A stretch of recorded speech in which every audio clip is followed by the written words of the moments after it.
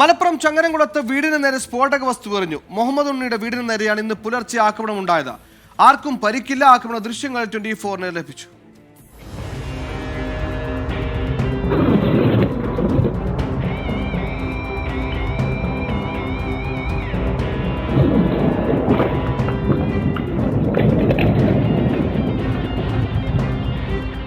പുലർച്ചെ 5 മണി ഹെൽമറ്റ് ധരിച്ചെത്തിയ യുവാവ് സ്ഫോടക വസ്തു എറിയുന്നതിന്റെ ദൃശ്യങ്ങളാണിത്.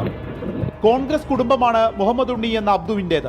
മകൻ റാഷിദ് യൂത്ത് കോൺഗ്രസ് മണ്ഡലം സെക്രട്ടറിയാണ്. പൊട്ടാത്ത നിലയിൽ ഒരു ഗുണ്ട് സ്ഥലത്ത് നിന്ന് കണ്ടെത്തിയിട്ടുണ്ട്.